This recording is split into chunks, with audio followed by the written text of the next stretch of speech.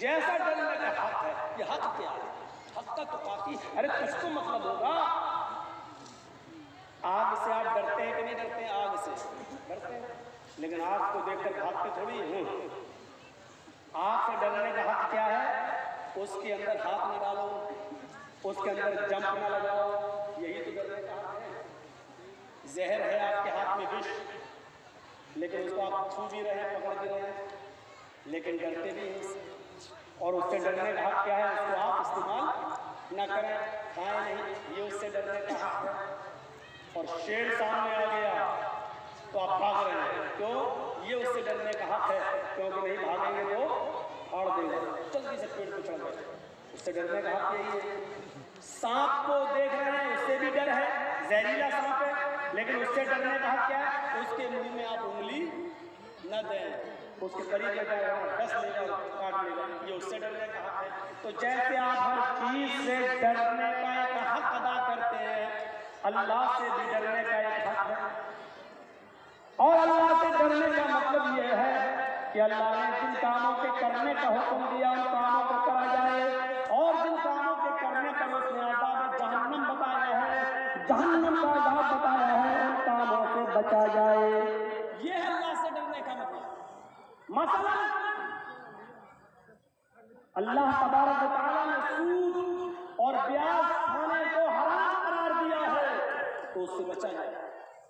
अल्लाह के नबी सल्लल्लाहु अलैहि वसल्लम ने फरमाया कि जब मुझे मेराज हुई, सफर मैं गया मेराज पर और मुझे जहन्नम दिखाई दी, तो मैंने खून के ब्लड के एक तालाब में, एक नदी में मैंने कुछ लोगों को डुबकियां लगाते हुए देखा है।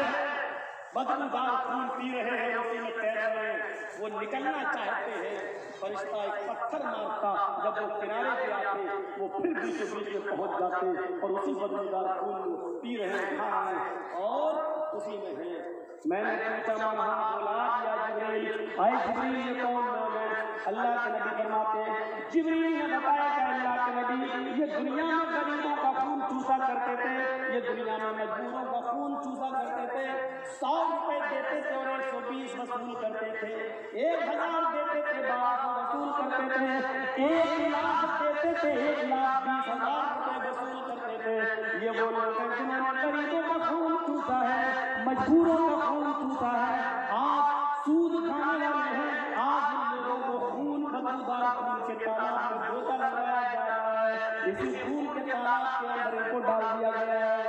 फिर अल्लाह के नबी सल्लल्लाहु अलैहि वसल्लम फरमाते हैं, सूद और ब्याज खाने वाले के 36 दर्जे हैं, 36 दर्जे हैं। एक हदीस में 70 दर्जों का जिक्र भी आता है, लेकिन 70 दर्जे वाली रिवायत, 36 दर्जे वाली रिवायत से कम दर्जे की है, वो हसन है और ये सही है।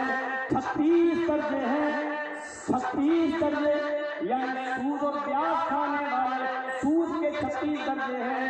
पूछा गया अल्लाह के रसूल हल्का दर्जा क्या है? अल्लाह के नबी ने फरमाया इन 36 दर्जों में सबसे हल्का दर्जा सोचता है कि कोई शख्स अपनी सगी माँ के साथ, अपनी हकीकी माँ के साथ जिना करता है, अपनी माँ के साथ जिना करता है, उसको जो गुनाह मिलेगा, उसको जो सजा मिलेगी, वो सूद और ब्याज खाने वाले की सबसे हल्की सजा होगी। इसके अलावा 35 सजाएं इससे ज्यादा, इससे बढ़कर होगी। एक हदीस में यूं आता है कि 36 मर्तबा अपनी माँ के साथ जिना करो, 36 मर्तबा जिना करने के बाद जो सजा मिलेगी वो सूद और ब्याज के खाने वाले की सबसे हल्की सजा होगी। जिना तो वैसे ही हराम है, और फिर अपनी माँ के साथ जिना, उसकी कबाहत और उसकी बुराई का अंदाजा। जिना तो वैसे ही गलत है, हराम है, शिर्क के बाद सबसे बड़ा गुनाह जिना। आज रिवायतों में शिर्क के बाद सबसे बड़ा गुनाह कत्ल करने के बाद जिना। जिना तो वैसे ही सबसे बड़े गुनाहों में गुनाह माना जाता है, और फिर अपनी माँ के साथ जिना, ये और अपने अंदर एक बुराई रखता है। और फिर वो भी एक बार नहीं, 36 मरतबा अपनी माँ के साथ कोई जिना करे, सूद और ब्याज खाने वाले का ये कितने लोगों के बैंक बैलेंस सभी? कितने लोगों की LIC चल रही है? मौलाना पूछो मत। FD फिक्स डिपॉजिट 10 साल के बाद बच्ची पैदा हुई है, हाँ ठीक है, 5 लाख रुपए इसके नाम कर दिया है। जब मेरी बेटी 20 साल की होगी 20 लाख हो जाएगा शादी कर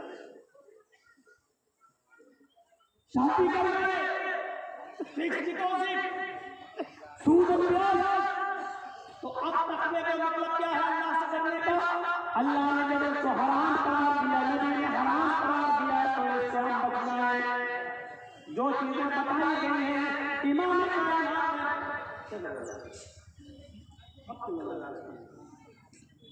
ये वाला बात है।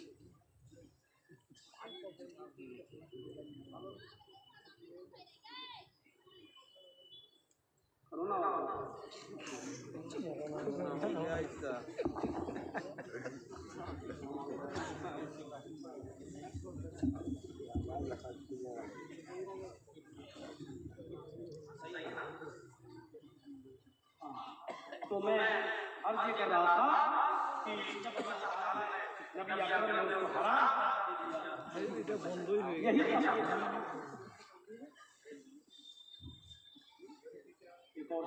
एक और मिसाल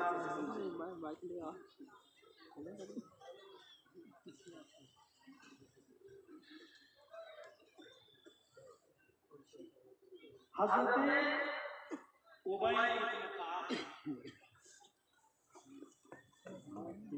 रज़ी अल्लाह तआला अन्हु हज़रत उमर फारूक ने पूछा कि आए उबई तकवा किसे कहते हैं?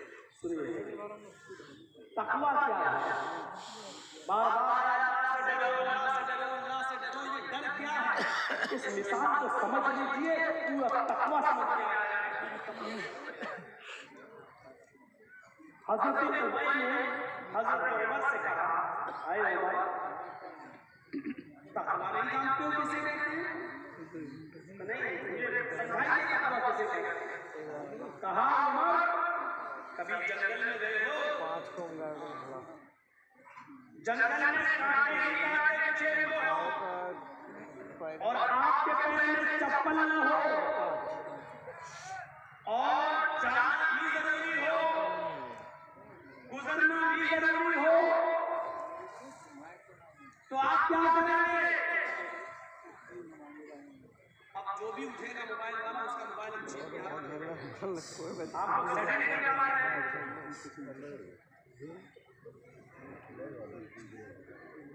इजाजत देने का मतलब थोड़ी होता है एक इतना ऊंचा ऊंचा कर देते हैं कि बहुत लोग बैठे हुए उनको दिखाई नहीं देता। आपके तो अकाउंट में पैसा आ रहा है भाई, चल रहा है आपका चैनल। आप एक ही तरफ कार्य कर रहे हो, आपका बोलना जरूरी है क्या? अल्लाह ताला गरीब की रहमत फरमाए। मौलाना के सलाम साहब को इसी इलाके में थे, वही मुझे इस इलाके में लाइन के सबसे जो हमारा नाम आया था वही और उसके बाद शायद मैं जमा अल्लाह रब्बुल आलमीन उनको उनकी मग़फ़िरत फरमाए, आमीन, जन्नत फिरदौस में फरमाए। सोचो कितने दिनों के बाद आ रहे हैं, फिर आप सुनना भी नहीं चाहते। सुनिए, तो मैं आज ये कर रहा था कि जंगल में गए हो, काटे काटे हो, जाना भी जरूरी हो और चप्पल भी न हो, क्या करोगे? तो हज़रत उमर फारूक ने फरमाया कि मैं उन कांटों से बच-बच कर चलूंगा, झाड़ियों को चीरते हुए, झाड़ियों को हटाते हुए कांटों से बच-बच कर चलूंगा। कोशिश करूंगा कि कोई कांटा मेरे पैर में चुभ न जाए। जब कांटे बिछे हुए हैं तो चाहे जितना कांटों से बचो, बहुत ज्यादा बचने के बावजूद एक दो चार कांटे चुभ ही जाएंगे। कांटे तो बहुत बचने के बाद कुछ तो कांटे लग जाएंगे, तुम्हारे पैर चुभेंगे। फरमाया अगर ऐसा हो गया, पैर में चार कांटे चुभ गए और ब्लड खून निकल आया, तो मैं उसकी मरहम पट्टी कर लूंगा, उसका मैं इलाज कर लूंगा, उसमें हम मरहम वगैरह लगा लेंगे। तो यही तो तकवा है, आपने मुझे बता दिया। यही तो तकवा है जो आपने मुझे बता दिया है। मैं समझा नहीं का जिस तरह कांटे जंगल में बिछे हैं और जाना जरूरी है, तो कांटों से जब बच के गुजर जाते हो, इसी तरीके से इस दुनिया में कदम कदम पर गुनाहों का जाल बिछा हुआ है। हर एक कदम पर गुनाह की हड्डियां गिरेंगी, हर एक कदम पर गुनाह की हड्डियां मिलेंगे। इस दुनिया में गुनाहों का जाल बिछा हुआ है, लेकिन दुनिया से गुजरना भी जरूरी है। इसलिए जैसे जंगल में कांटों से बच के गुजर जाते हो, उसी तरीके से दुनिया में गुनाहों से बच के गुजर जाओ। दुनिया में गुनाहों से बच के निकल जाओ। जंगल में कांटों से बचने के बावजूद दो चार कांटे लग जाएंगे, तो उसकी तुम मरहम पट्टी कर लोगे। ऐसे ही दुनिया में गुनाहों से बचने के बावजूद दो चार खताएं और गुनाह हो ही जाएंगे। इंसान होने के नाते तो उसकी मरहम पट्टी कर लिया करो। अल्लाह के सामने गिड़गिड़ा लिया करो और मग़फ़िरत की दुआ कर लिया करो। अल्लाह से अपने गुनाहों की तौबा और इस्तिग़फ़ार कर लिया करो। यही इसका इलाज है। ये तक़वा का तारीफ़ है, तक़वा। ट्रेन में चल रहे हो, आपकी सीट लोअर है, नीचे वाली मिडिल बर्थ पर एक और आदमी लेटा हुआ है और उसके ऊपर सबसे अपर बर्थ पर एक और आदमी लेटा हुआ है। रात के 2 बजे आपको पेशाब लगता है, आप लोअर बर्थ से उठते हैं, इस्तिंजा करने, पेशाब करने टॉयलेट में जाते हैं। ट्रेन अपनी 80-100 की स्पीड में चल रही है, पेशाब करके टॉयलेट में जब अपनी बर्थ पर आते हैं, लोअर बर्थ में लेटना चाहते हैं, आपकी नजर मिडिल बर्थ पर लेटे हुए आदमी पर पड़ती है। मिडिल बर्थ पर आदमी लेटा है और उसकी जेब में 200 हजार रुपए के नोट की एक गड्डी है जो गाड़ी के हिलने से बाहर आ रही है। आपने कहा ये तो बड़ा अच्छा मौका है, ये सो रहा है, पूरे ट्रेन की लाइट है, गाड़ी चल रही है, सब सो रहे हैं, बस हाथ बढ़ाना और निकालना है। लेकिन आपके हाथ बढ़ाने से पहले एक बार और देख लिया, सब सो रहे हैं, कोई देख नहीं रहा है, आप बिल्कुल सब सो रहे हैं, किसी की नजर नहीं पड़ रही है। अब आपने हाथ बढ़ा दिया डरते हुए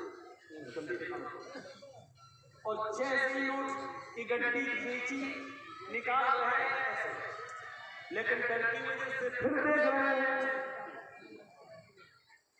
अचानक मिडिल के ऊपर भी नजर आ रही, ऊपर भी तो सीट है। जैसे नोट की गड्डी आधी जेब से निकली है, आधी जेबी में पॉकेट में है, आप निकालने वाले आपकी नजर ऊपर बर्थ पर लेटे हुए आदमी पर पड़ी, क्या देखते हैं वो आपकी हरकत को देख रहे हैं।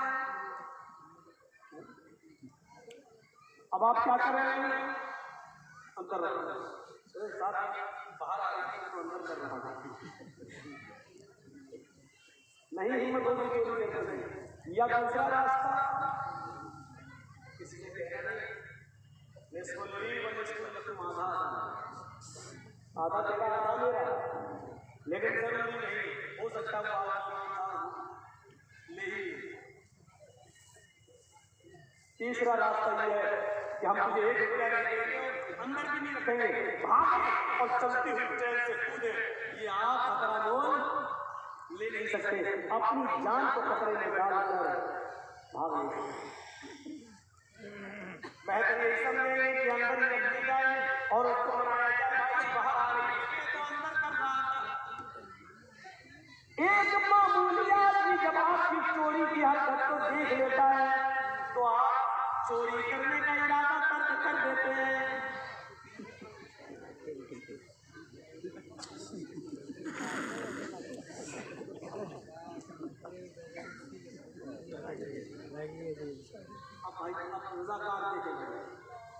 हमारे पास से निकल चुका है और हम बहुत खतरनाक मिसाल देंगे। हम नहीं चाहते कि ये तकरीर में खतरनाक मिसाल निकाल हो जाए, लोग मजाक उड़ाते हैं, बहुत गलत बात है। अभी मैंने मना किया और इसकी हिम्मत नहीं दे सकते। अपनी अम्मा के पेट में कैसे पता होगा?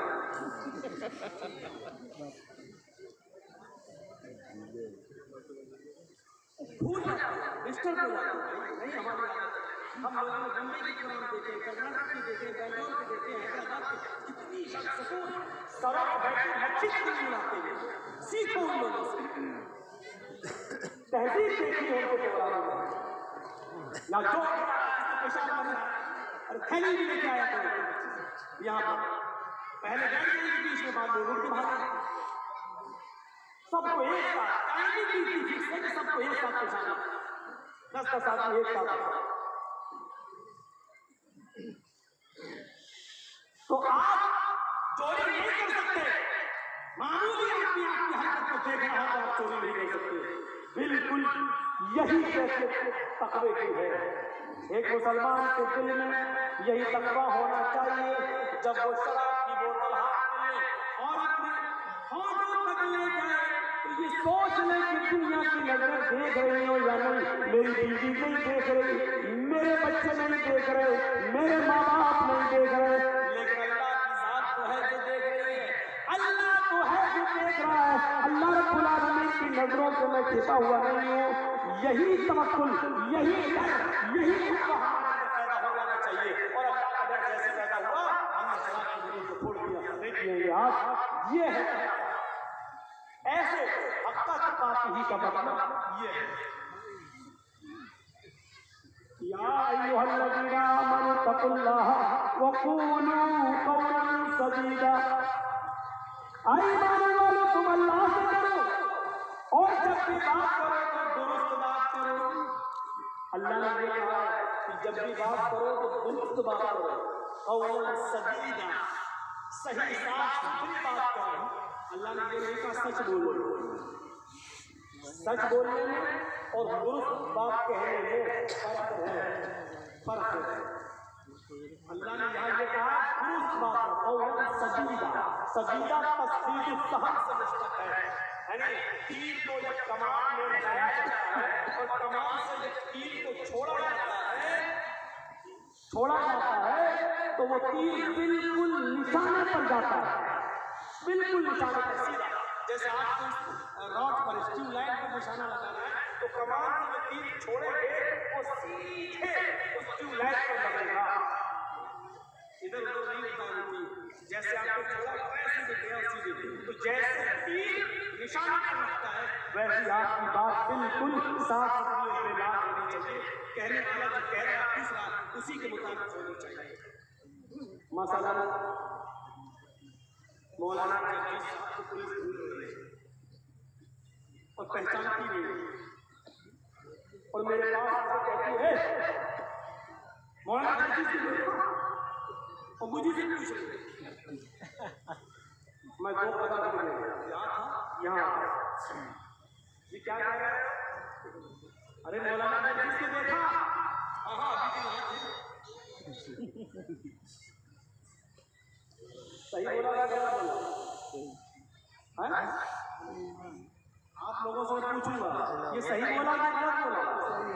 सही बोला, लेकिन तबीयत कहती है ये गलत है। ये सही तो है, सच तो है, लेकिन दुरुस्त नहीं। उसने आपसे कहा कि मौलाना जगदीश को देखा। मौलाना जगदीश तो आप ही हैं और आप जानते हैं कि ये मुझी को पूछ रहा है, तो फिर आपको ये कहने की जरूरत नहीं है कि अभी यहाँ अब ये झूठ में लिखा जाए। मसला मेरा बिजनेस मालदा से चलता है और कोई आदमी मुझसे पूछे यार मौलाना साहब मान लेके कहाँ जाते हो, कहाँ बेचते हो? मैंने बताना नहीं चाहता भाई, मैं बताऊंगा तो बिजनेस तुम भी शुरू कर दोगे, कंपटीशन हो जाएगा। हम नहीं चाहते कि मेरे बिजनेस में कोई और भी इंटरफियर कर सके। आपने मुझसे पूछा मौलाना साहब कल कहाँ थे? आप जानना चाह रहे हैं मेरे जगह के बारे में, आप जानना चाह रहे हैं मेरे बिजनेस के बारे में। अरे मौलाना साहब कल मान लेकर कहाँ गए थे, कल कहाँ थे? और मैंने कह दिया जमीन के ऊपर आसमान के नीचे। मैंने क्या कहा? जमीन के ऊपर आसमान के नीचे। मैं जहां भी था तो जमीन के ऊपर ही रहा और जहां भी था आसमान के नीचे ही था। आपकी नजर में ये बात सही हो सकती है, लेकिन शरीयत की नजर में ये बात सही नहीं है, क्योंकि वो जान आपके तो वो भी जानता है कि जमीन के ऊपर और आसमान के नीचे। वो जानना चाहता है कि आप शहर में थे, किस बस्ती में थे, कहाँ थे, और आप बताना नहीं चाहते। आप साफ कहिए, मैं आपको बता नहीं सकता, मैं कहाँ था ये आपको नहीं बता सकता। कोई गुनाह नहीं, आप सही बोलिए, मैं कहाँ था मैं आपको नहीं बताना चाहता। आप मुझसे बात पूछे, मैं आपको नहीं बताना, बस खत्म कर दीजिए। लेकिन आप चाहते हैं कि वो बुरा भी ना माने और मैं झूठा भी नहीं हूँ, और आप ऐसा बीच का रास्ता निकालें, ऐसा बीच का रास्ता। ऐसे लोगों ने बहुत से रास्ते निकाले थे, आपको मालूम है। चारों बुजुर्गों में से एक बुजुर्ग, चारों इमामों में से एक इमाम ऐसे भी गुजरे हैं कि हम नाम नहीं लेंगे, आप लोग अंदाजा लगा लीजिएगा कि उनके जमाने में एक आदमी और उसकी बीवी बहुत ज्यादा हांडी चाटती थी, हांडी चाटती थी, गोश्त को पकने के बाद हांडी चाटती थी, उसको बड़ा शौक था हांडी चाटने, और शौहर को ये बहुत बुरा लगता था। शौहर को बहुत समझाया लेकिन वो नहीं मानी। एक दिन गुस्से में कह दिया कि अगर तूने हांडी चाटी तो तुझके तीनों तलाक। तो कहा किसी की 2-4 दिन तक तो बेचारी नहीं चाटी, 5-6 दिन दूसरी चाटी। अब उस इलाके के सारे फतवा दे दिया कि तलाक हो। क्यों? का उसने हांडी चाटी का सबसे बड़े वहां से डिग्री ले ली जाए, सर्टिफिकेट ले लिया जाए, उनके पास पहुंचे सब लोग, ये भी पहुंचा।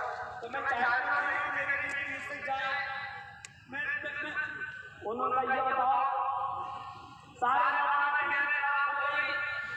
अच्छा ये बताओ बेटी तुमने हांडी कैसे चाटी? रास्ता निकल गया, कानून जैसे चाटते वैसे चाटी, ऐसे ले फरमाया कि तलाक हुई नहीं। कहा क्यों? सारे मेहमानों चाहते तलाक नहीं हुई। उसने कहा हांडी चाटी तो तुझे तीनों तलाक। बुजुर्ग मोहतरम कहते हैं उसने हांडी चाटी कहा है, उसने तो उंगली चाटी है।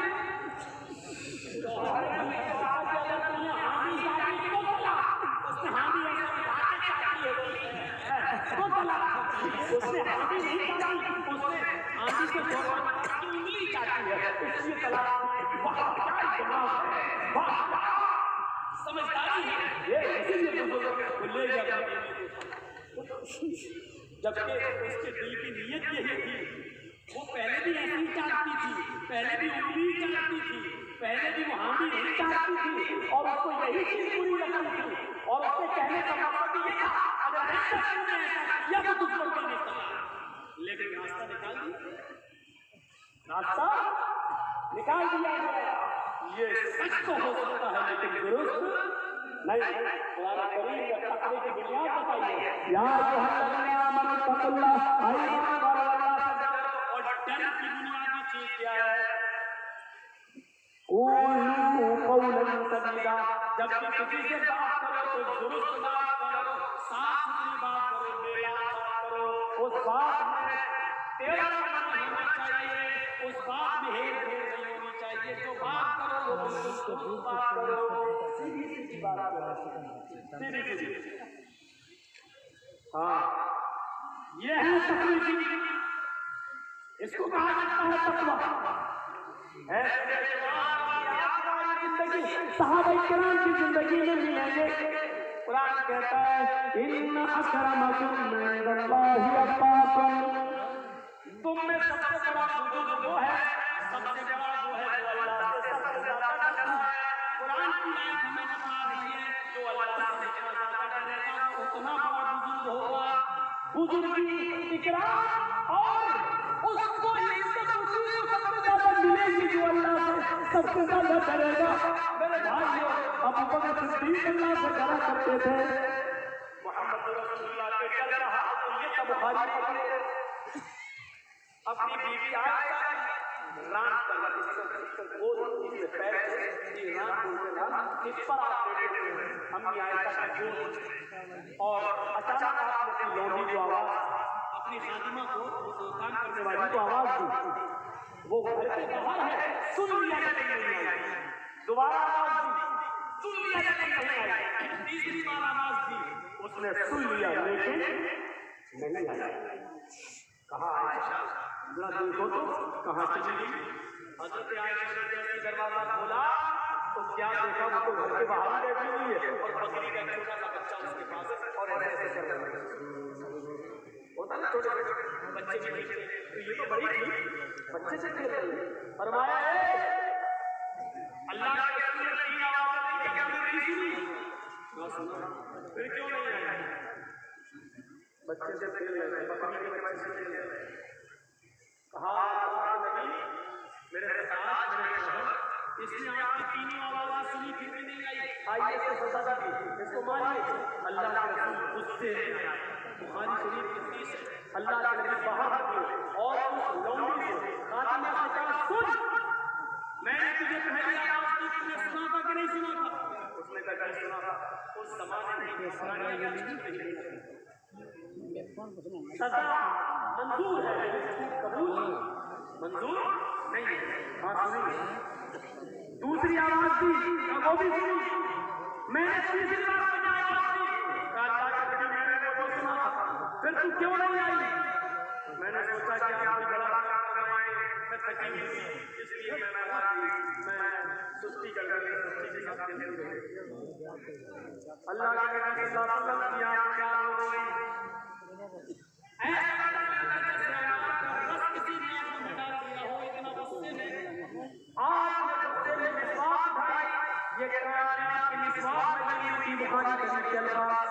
मिसवाक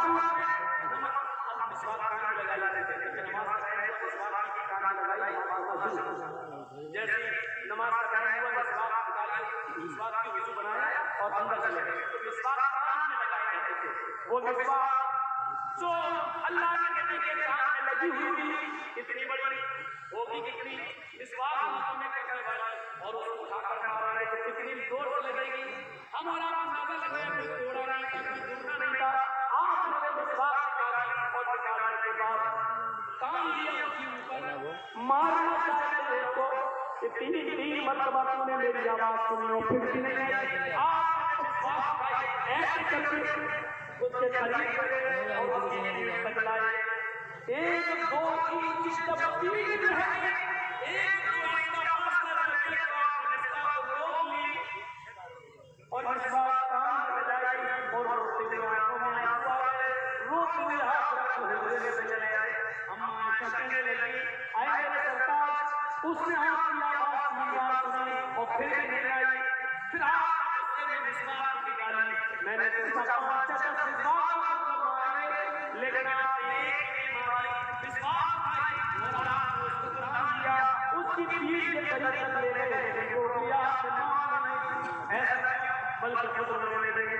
फरमाया आयशा, मैंने गुस्से में मिसवाक मारी, मैंने उठाकर उसको मारना चाहा, जैसे मैं मारने के पीछे हुए उसको उसकी पीठ तक ले जाने लगा, मेरे जहन में सवाल आया, आए मोहम्मद सल्लल्लाहु अलैहि वसल्लम, उसने जो गलती की है तुझे नहीं मालूम उस गलती की सजा कितनी है?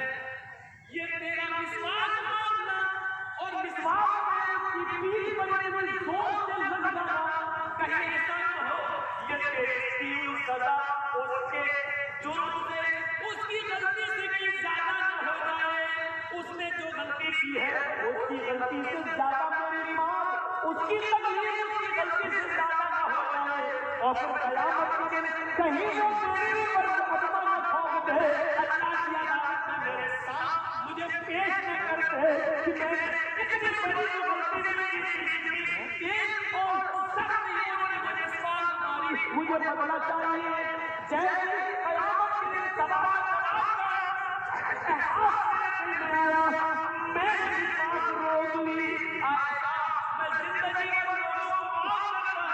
फिर मैं अपनी साथ करूं, मैंने तो बड़े बड़े मुजरिमों को माफ कर दिया, मुझे इस एहसास की हुई सजा गलती से ज्यादा न हो जाए, इसलिए मैंने ये तकवा इसको कहते हैं परहेजगारी। एहसास कि कहीं इसकी गलती से बढ़कर मेरी सजा मेरी दी हुई सजा न हो जाए, और कयामत के दिन से हिसाब करने लोग अपने आप को एहसास करने ये उधर आइए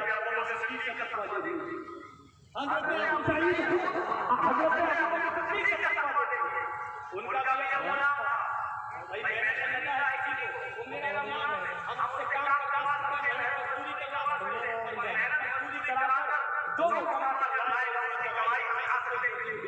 गुलाम हमने खरीदा है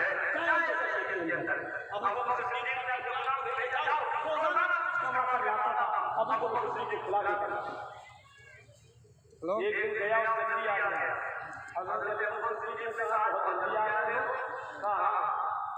कुछ खजूर है मेरे पास, अरे लाओ जल्दी लाओ, मुझे भूख लग रही है, बहुत देर मुझे कुछ मिला ही नहीं।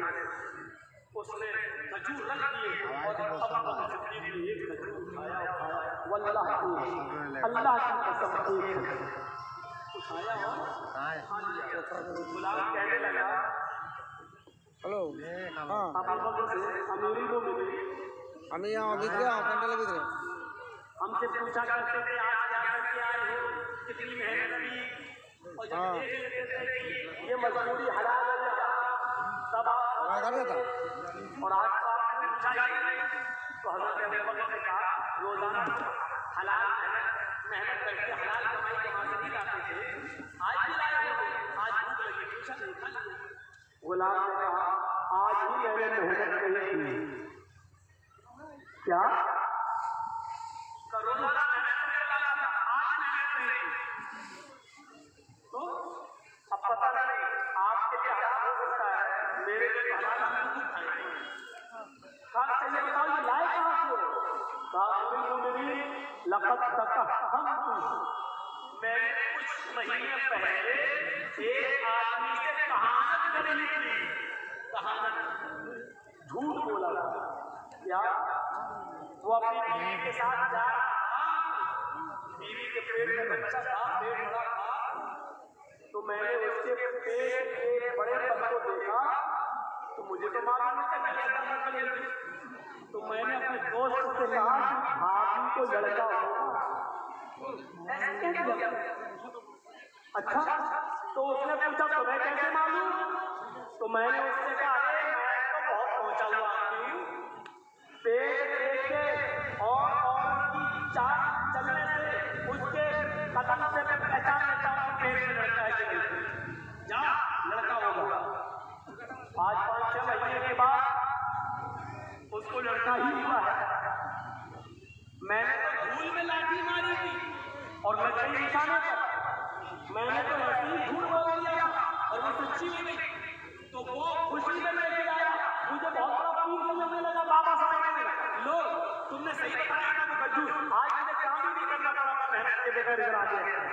हज़रत अबू बकर सिद्दीक़ कहते हैं ये बात तुमने मुझे पहले क्यों नहीं बताई, माँ के पेट में बेटा या बेटी को अल्लाह के अलावा कोई नहीं जानता, झूठ बोला था उसके साथ, हाँ मैंने झूठ बोला, पानी लाओ, पानी पिया। अब सुनो बुखारी के अल्फाज, हज़रत अबू बकर सिद्दीक़ पानी पी गए, 1 गिलास 2 गिलास पानी पिया, फिर 3 उंगलियां हलक में डाली, करके तय किया, थोड़ा सा खजूर बाहर निकाला, फिर पानी पिया, फिर उंगली डाली, फिर तय किया, फिर थोड़ा सा खजूर बाहर निकाला, फिर पानी पिया, फिर उंगली डाली, फिर तय किया, उस वक्त तक पानी पीते रहे, उल्टी करते रहे, वॉमिटिंग करते रहे और खजूर निकालते रहे, जब तक यकीन नहीं हो गया कि जितना खजूर मैंने खाया था सारा मेरे पेट से निकल गया। जब यकीन हो गया कि निकल गया होगा, खामोश हुए और क्या कहते हैं जो हराम का एक लुकमा खाता है, जो हराम का एक लुकमा खाता है, अल्लाह ताला उसके दिल पर सियाह नुक्ता बिठा देता है। अल्लाह ताला उसके दिल पर एक काला नुक्ता बिठा देता है। अगर वो तौबा कर लेता है तो अल्लाह उस नुक्ते को मिटा देता है, और अगर वो तौबा नहीं करता है तो वो नुक्ता पढ़ते पढ़ते पढ़ते पढ़ते पूरे दिल को काला कर देता है। और जब इंसान का पूरा दिल काला हो जाए, जब इंसान का पूरा दिल काला हो जाए, सोचता नहीं कि ये माल मेरे पास जो आ रहा है वो हलाल का या हराम का, आने दो जहां से आ रहा है आने दो। फिर उसको हलाल की तमीज उड़ जाती है। ये तकवा था, एक खजूर खा लिया, उसको भी निकाल दिया। हम अपने गरीबानों में झांके, कितनी लालचियां खरीदे